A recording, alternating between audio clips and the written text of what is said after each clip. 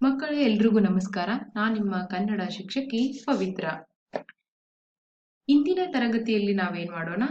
ಭಗೀರಥ ಪಾಠವನ್ನ ನಾವು ತಿಳಿದುಕೊಳ್ಳೋಣ. ಮಕ್ಕಳೇ, ನೀವೆಲ್ಲ ಏನ್ ಮಾಡಿದ್ದೀರಿ? ಸಾಕಷ್ಟು ಕಥೆಗಳನ್ನ ಕೇಳಿದ್ದೀರಿ. ಕೆಲವೊಂದಿಷ್ಟು ಪಂಚತಂತ್ರ ಕಥೆಗಳನ್ನ ಕೇಳಿದ್ದೀರಿ. ಅಜ್ಜಿ ಹೇಳುವಂತಹ ಕಥೆಗಳನ್ನ ಕೇಳಿದ್ದೀರಿ. ಎಸ್ ಮಕ್ಕಳ, ಪಾಠ 9 ಭಗೀರಥ. ಈ ಪಾಠವನ್ನ ನಾನು ಓದ್ತೀನಿ, ನೀವು ಕೂಡ ಮನೆಯಲ್ಲಿ ಓದ್ಬೇಕು. ಪುರಾಣ ಕಾಲದಲ್ಲಿ ಭಗೀರಥ ಎಂಬ ದೊರೆ ಇದ್ದನು. ಅವನ 60,000 ಜನ ತಾತಂದಿರು ಕಪಿಲ ಮುನಿಯ ಕೋಪಕ್ಕೆ ಸಿಕ್ಕಿ ಸುಟ್ಟು ಭಸ್ಮವಾಗಿದ್ದರು. ಅವರಿಗೆ ಸ್ವರ್ಗ ಲಭಿಸಬೇಕೆಂದು ಭಗೀರಥನು ಚಿಂತಿಸುತ್ತಿದ್ದನು.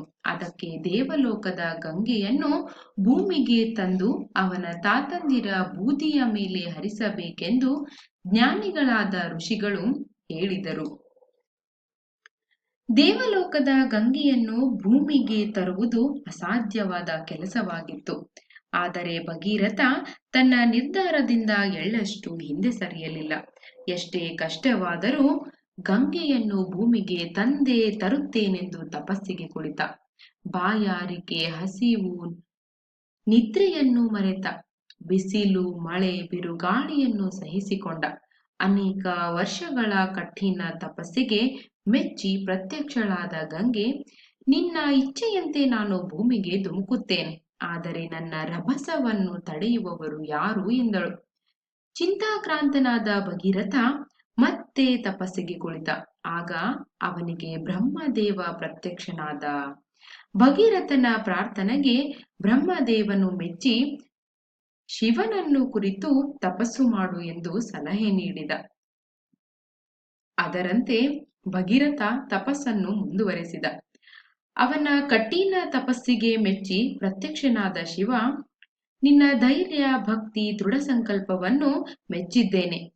ಧುಮ್ಮಿಕ್ಕುವ ಗಂಗೆಯನ್ನು ತಡೆದು ನಾನು ಶಿರದಲ್ಲಿ ಧರಿಸುತ್ತೇನೆ.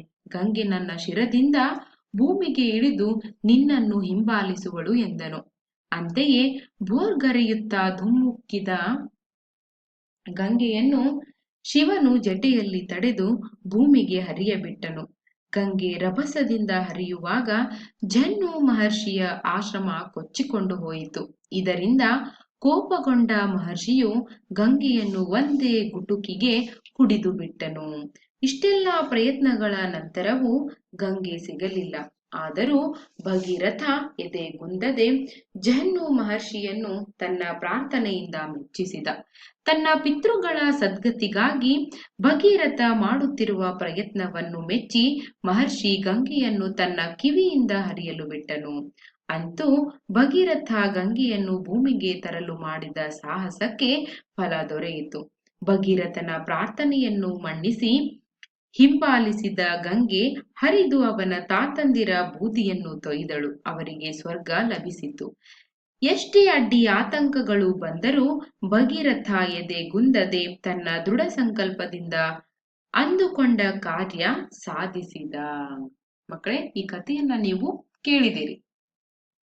ಭಗೀರಥ ಅನ್ನುವಂತಹ ಒಂದು ಕತೆ ಇದು. ನೀವೆಲ್ಲ ಬಲ್ಬ್ ಕಂಡಿಡಿದವ್ರು ನಿಮ್ಗೆ ಗೊತ್ತಿದೆಯಾ? ಥಾಮಸ್ ಅಲ್ವಾ ಎಡಿಸನ್ ನಿಮ್ಗೆ ಗೊತ್ತಿದೆಯಾ? ಈ ಥಾಮಸ್ ಅಲ್ವಾ ಎಡಿಸನ್ ಬಗ್ಗೆ ನಾನು ನಿಮ್ಗೆ ಒಂದು ಕಥೆಯನ್ನ ಹೇಳಿಕ್ಕೆ ಇಷ್ಟಪಡ್ತೀನಿ. ಆ ಥಾಮಸ್ ಅಲ್ವಾ ಎಡಿಸನ್ನ ತಾಯಿ ಕೂಡ ಏನ್ ಮಾಡಿರ್ತಾಳೆ, ಒಂದು ಶಾಲೆಗೆ ಅವನನ್ನ ಸೇರಿಸ್ತಾಳೆ. ಅಂದ್ರೆ ಅವನೇನಾಗಿರ್ತಾನೆ, ಬುದ್ಧಿಮಾಂದ್ಯನಾಗಿರ್ತಾನೆ. ಆಗ ಅವನಿಗೆ ಏನ್ ಮಾಡ್ತಾರೆ, ಸ್ಕೂಲಿಂದ ಒಂದು ಪತ್ರ ಬರುತ್ತೆ. ಏನಂತ?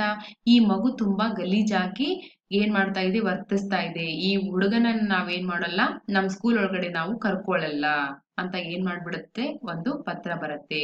ಆ ಪತ್ರವನ್ನ ಓದುವಾಗ ತಾಯಿ ತುಂಬಾ ನೀರ್ ಬರುತ್ತೆ. ತಾಯಿಗೆ ತುಂಬಾನೇ ದುಃಖಿತಳಾಗಿ ಆ ತಾಯಿ ಏನ್ ಮಾಡ್ತಾಳೆ, ಜೋರಾಗಿ ಅಳ್ಳಿಕ್ಕೆ ಪ್ರಾರಂಭ ಮಾಡ್ತಾಳೆ. ಆಗ ಥಾಮಸ್ ಅಲ್ವಾ ಎಡಿಸನ್, ಅಮ್ಮ, ನಮ್ ಸ್ಕೂಲಿಂದ ಪತ್ರ ಬಂದಿದ್ಯಾ?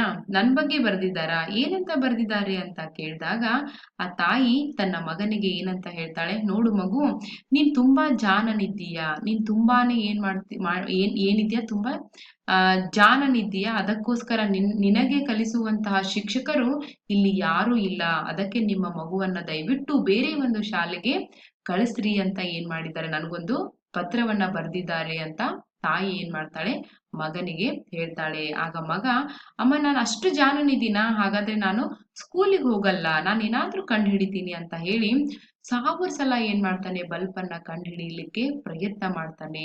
ಕೊನೆಯಲ್ಲಿ ಆ ಒಂದು ಸಾಧನೆ, ಆ ಒಂದು ಪ್ರಯತ್ನ ಏನಾಗಿರುತ್ತೆ, ಒಂದು ಯಶಸ್ಸನ್ನ ಕಾಣುತ್ತೆ ಮಕ್ಕಳೇ. ನಂತರ ಅವರ ತಾಯಿ ಏನ್ ಮಾಡ್ತಾಳೆ, ತೀರಿ ಹೋಗ್ತಾಳೆ, ಅಂದ್ರೆ ನಿಧನ ಹೊಂದ್ತಾಳೆ. ಅವಳ ತಾಯಿ ಒಂದು, ನೀವೆಲ್ಲ ಹೇಳ್ತಿರಲ್ಲ ಡಬ್ಬಿ ಅಂತ, ಆ ಡಬ್ಬಿಯಲ್ಲಿ ತನ್ನ ವಸ್ತುಗಳನ್ನ ಇಟ್ಟಿರ್ತಾಳೆ. ಆಗ ಥಾಮಸ್ ಅಲ್ವಾ ಎಡಿಸನ್ ಆ ಡಬ್ಬಿಯನ್ನ ತೆರೆದು ನೋಡಿದಾಗ ಆ ಪತ್ರ ಸಿಗುತ್ತೆ. ಆ ಪತ್ರವನ್ನ ಓದಿದಾಗ ಏನ್ ಮಾಡ್ತಾನೆ, ಅವನು ಕೂಡ ಅಳ್ಲಿಕ್ಕೆ ಪ್ರಾರಂಭ ಮಾಡ್ತಾನೆ. ಬುದ್ಧಿಮಾಂದ್ಯನಾಗಿರ್ತಕ್ಕಂಥ ಮಗುವಿಗೆ ಸತ್ಯವನ್ನ ಹೇಳಿದ್ರೆ ಆ ಮಗು ಇಷ್ಟು ದೊಡ್ಡ ಸಾಧನೆಯನ್ನ ಮಾಡ್ತಾ ಇರ್ಲಿಲ್ಲ. ನಾವೆಲ್ಲ ಅವನು ಕೊಟ್ಟಿರ್ತಕ್ಕಂಥ ಬೆಳಕಲ್ಲಿ ಓದ್ತಾ ಇರ್ಲಿಲ್ಲ. ಅದಕ್ಕೋಸ್ಕರ ಸಾವಿರ ಸಲ ನೀವು ಕೂಡ ಪ್ರಯತ್ನ ಮಾಡಿದ್ರೆ ಯಶಸ್ಸು ಖಂಡಿತವಾಗಿ ಸಿಕ್ಕೇ ಸಿಗುತ್ತೆ ಅನ್ನೋದು ಈ ಪಾಠದ ಒಂದು ಅರ್ಥ ಮಕ್ಕಳೇ. ಇಂದು ನಾನು ಏನ್ ಮಾಡಿದ್ದೀನಿ, ಈ ಪಾಠಕ್ಕೆ ಸಂಬಂಧಿಸಿದಂತಹ ಪದಗಳ ಅರ್ಥಗಳ ಜೊತೆಗೆ ಭಗೀರಥ ಪಾಠವನ್ನ ನಾನು ಓದಿದ್ದೀನಿ. ನೀವು ಕೂಡ ಈ ಪಾಠವನ್ನ ಮನೆಯಲ್ಲಿ ಓದ್ಲಿಕ್ಕೆ ಪ್ರಯತ್ನ ಮಾಡಬೇಕು. ನಂತರ ಈ ಕಥೆಯಲ್ಲಿ ಅಡಗಿರ್ತಕ್ಕಂತಹ ವಿಷಯವನ್ನ ನಾನು ನಿಮ್ಗೆ ಮುಂದಿನ ತರಗತಿಯಲ್ಲಿ ಅರ್ಥೈಸ್ತೀನಿ ಮಕ್ಕಳೇ. ಅಲ್ಲಿವರೆಗೂ ಧನ್ಯವಾದಗಳು. ಒಳ್ಳೆಯದಾಗ್ಲಿ.